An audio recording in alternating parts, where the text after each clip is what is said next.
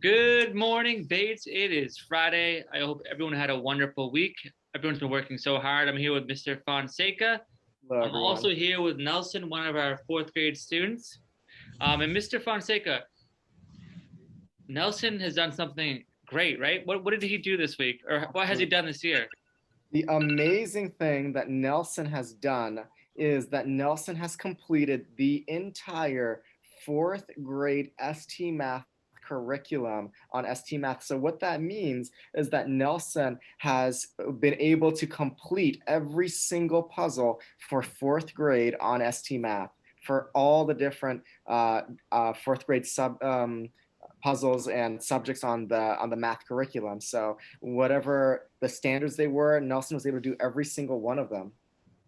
That's amazing. So Nelson, how'd you do it? How'd you work so hard on that? What are some tips you have for some of your other classmates, some other kids in the school? Anything? Um, do ST math on your free time and do it for fun. So the puzzles are obviously they're fun and they're engaging. So did you do it at home outside of school hours too? Yeah. Now, how many minutes a day would you do at home? Um, Normally 20 or 35 if I'm feeling like it. 20 to 35. So that 20 to 35 minutes, Mr. Fonseca, that's not a whole lot of time. That's right. That's something you can easily do, and I think that's a really attainable goal for all students. Now, obviously, Absolutely. you do 20 to 30 minutes every day, and before you know it, you complete the whole fourth grade curriculum. Yeah. Um, It sounds I like think you. that's a good thing for everyone to kind of think about short-term goals. Keep it attainable. That way, you'll achieve it in the long run. Yeah. And it sounds like you just, whenever you got to hard puzzles, you just didn't give up, right? What would you do, Nelson, whenever you got to a puzzle that was really hard to figure out? Um, Ask for help and break it down into small pieces. Yeah, those are both really good approaches. Kind of talk to others, get their ideas, like go and try to attack these puzzles together, and then also like take a look at how you can break what's happening in the puzzle down into steps or small pieces. That's easier to do. Absolutely. Great, Wow. great. So Nelson, do you have any other advice for anybody else out there who's looking to work really hard on SC math? Try and do ST math on the weekends and during break. That's a good idea. Yeah, yeah. So a lot of times, especially when the colder weather or rainy weather, you're sitting at home, maybe you're bored. Hmm. Pull out ST math for 20, 30 minutes. Get your mind going, and it'll definitely kill some time. That's a great strategy, Nelson. Thank you. Definitely really exciting. Nelson, congratulations. We're so proud of what you did. Are you ready for the fifth grade ST Math curriculum? Yeah. Absolutely. All right. Mr. Mercier, he's waiting for you. But He's is it ready. ready for him? That's That's what right. I'm saying, right? Is it ready for Nelson? Here he comes. All right, so Mr. Fonseca, yesterday we also put out a trivia question, kind of like what does Vice President Harris and Thurgood Marshall, Supreme Court Justice Thurgood Marshall, what did they have in common? Nelson, That's did you right. hear this trivia question yesterday or the last couple of days? Yes. Did and I'm putting Nelson on the spot. We didn't talk about this. Do you know what they have in common? They're both African American. Absolutely. Absolutely. So that's definitely one thing they have in common. Um, so I thought there was only one thing in common, and you know, um, the fifth grade class, they definitely had this one. They both went to Howard University, all right, which is a historically black college. That's right. Um, so that's huge. Obviously, about education, that's great. But they had so many other things in common. And one thing that Miss Anderson's class mentioned was that so when Vice President Harris became a lawyer, she was sworn in on the same Bible that Thurgood Marshall was sworn in on. That's right. I So, actually got, yeah. and so the fifth grade class sent us something, and I know Mr. Fonseca is chomping at the bit to show, but there's definitely a lot of other similarities. You want to share? Absolutely. Unfortunately, I have it only on my phone and not up on my computer, but the fifth grade class did get a number of different things about their connection. So they said that they're first person of color and their specific roles in the government, which was definitely true for Kamala Harris being the vice president and for Thurgood Marshall being the Supreme Court justice. They also said that, like Mr. Softic said, they used the same Bible at the inauguration. And one of the reasons that they did that is because Thurgood Marshall is Kamala Harris's hero. And as Mr. Softic said, they're both lawyers and they both went to Harvard University as well. So, and I didn't know that Thurgood Marshall was her hero. So I didn't even know of the connection there. So that's, you know, very interesting. I learned a lot, about that too as well. So thank you for everyone sharing Miss Anderson's class, the fifth grade class, for getting back to us. Mr. Fonseca, anything else you want to add for Friday? Just make sure, like we always say, be strong today, come through and just do everything that your teachers are asking of you, and just, finish off strong. We want to finish every week just as strong, if not stronger than we started it. So keep that in mind as we're finishing off not only the day, but also the rest of the week. Yep. And today we'll have our beacons of the week. 1:30 they'll zoom in for those remote students, and those who are in person, 12 o'clock come down to the main office and represent your houses. We have Nelson here who's representing his house. Nelson, who do you represent again? Isabindi. That's right. Is a what?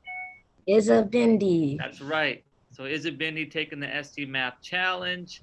Next week we're going to celebrate Revere, the House of Dreamers, and I can't wait to learn more about that house and what they represent. And so right now, though, we are going to let Mr. Bleckley come in. He's going to share some great things going on with his art program. So take it away, Mr. Bleckley. All right. And right before we go to Mr. Bleckley with the art, we also have one important announcement, and it's that tomorrow, February 27th, is Dominican Republic Independence Day. So many of our students have family members that are from the Dominican Republic or are from the Dominican Republic themselves. And we wanted to make sure to share out this really cool date. Tomorrow is the day that the Dominican Republic got its independence from Spain. And it's a really special and significant day for those that have family in the DR, as well as those that are from the DR themselves, but also for all of us, because I'm sure that in Mr. Bleckley, you can attest to this as well. Just by being part of the Salem community, you get to see there's so many people in our community that are community members from the DR, and they share with us a lot about their stories, their culture, their cuisine, and lots of really cool stuff about the DR, so that it feels like it's a part, a part of our, city and a part of our culture as well. So we wanted to take some time and recognize that tomorrow, February 27th, is Dominican Republic Independence Day. It's like their 4th of July. Exactly, 100%. All right, so we are going to take a look at a video that Mr. Bleckley has put together that is art project that students have been working on. And before we play it, we're going to let Mr. Bleckley share out a little bit about it. All right, so a few weeks ago, we saw our first slideshow, which was really more about autumn because we made our mandala designs using things from nature that we found. Well, this slideshow was all about winter art, and every grade did some kind of winter landscape project where we tried to show the beauty of nature, creating a very large scene outside and making that feeling of a big space by how we drew the shapes, how big they were, and where we put them, and learned a lot of tricks. And then some of the older boys and girls learned how to use color and value to help create that feeling of space. And besides the landscapes, we have 2 pattern projects. The kindergarten used shapes to make some really beautiful quilt patterns. They look like quilts that you might have on your bed, which is a wintertime thing. And the first grade used lines and color to create patterns that kind of look like blankets. So we have kind of a double winter connection here, landscapes and quilts and blankets. Fantastic. All right, and with that, let's take a look at this video.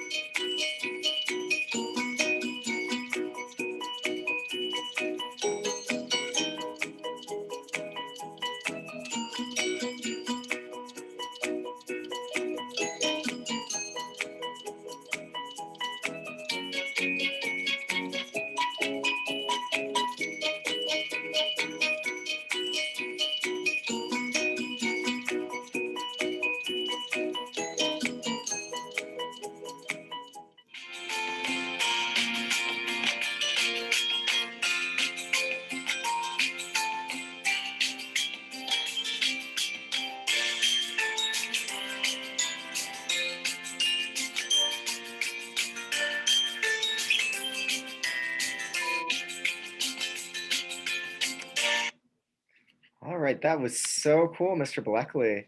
I really enjoyed seeing all the different designs that students made, whether it was in kindergarten for the different quilt designs or whether it was the other grades with those winter wonderlands and those landscapes. Really, really cool. Thank you. Yeah, so big shout out to all of our Bates students for the amazing artwork that they're creating. And a big thank you to Mr. Bleckley for putting all your work together so that we can all see them during our morning announcements. My All right, pleasure. perfect. And so that's going to wrap it up for today. Mr. Bleckley, would you care to do the honors? Sure. And as always, it's a great day to be great.